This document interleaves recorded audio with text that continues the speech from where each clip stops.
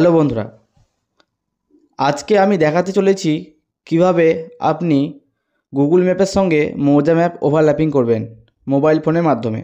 Overlapping করলে আপনি আপনার লোকেশন অনুযায়ী সেখানে দাঁড়িয়ে সেই জায়গার দাগ নাম্বার কত বা সেই জায়গাটি কত দাগ নাম্বারের মধ্যে অবস্থিত সেটা আপনি অনায়াসে বলে দিতে পারবেন। তাহলে প্রথমে প্লে স্টোরে যান, তারপরে সার্চ করুন ম্যাপ ওভার প্রো। সার্চ করার পর এরকম একটা লোগো দেখে লেখা উঠবে ম্যাপ ওভার প্রো। এটা আমার ইনস্টল করা আছে, তার জন্য আমাকে ওপেন দেখাচ্ছে। প্রথমে আপনারা যদি ইনস্টল করা না থাকে তাহলে আপনি ইনস্টল করে নেবেন। তাহলে ওপেন করার পর ক্রিয়েট অপশানে যাবেন, স্টার্ট বাটনে ক্লিক করবেন। তারপরে আপনার ম্যাপটি কি নামে সেভ করা আছে সেই ম্যাপটিকে প্রথমে খুঁজে নেবেন।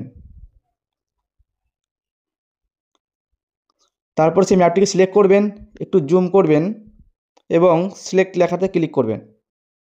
ম্যাপ ওভারল্যাপিং করার জন্য আপনাদেরকে একটা জিনিস ভালোভাবে মাথায় রাখতে হবে। আপনি যে প্লটের রেখাতে ক্লিক করবেন সেই রেখাটি গুগল ম্যাপের কোথায় অবস্থান করছে সেটা আপনাদেরকে ভালোভাবে জেনে নিতে হবে। তাহলে প্রথমে আমি একটা প্লটের একটা কর্নার সিলেক্ট করছি। সিলেক্ট করা হয়ে যাওয়ার পর সেভ করব নিচের দিকে। তারপরে আমি সেই প্লটের গুগল ম্যাপের সেই কর্নারে যাব। এই যে প্লাস চিহ্নটা দেখাচ্ছে তার মাঝখানে সেই আলটাতে সিলেক্ট করব, তারপর সেভ করব এবং দেখাচ্ছে সিলেক্ট ইমেজ পয়েন্ট বি, মানে দুটো পয়েন্ট লাগবে। একটা পয়েন্ট হয়ে গেছে, আর একটা পয়েন্ট সিলেক্ট করব। তাহলে আমি আর একটা পয়েন্ট সিলেক্ট করছি আমার জানা, সেখানে ভালো মতোভাবে দেখে নেবেন সেই কর্নারটা, আবার সেভ করবেন। এবার সেই বি পয়েন্ট মানে সেকেন্ড পয়েন্টে আমাকে খুঁজে নিতে হবে।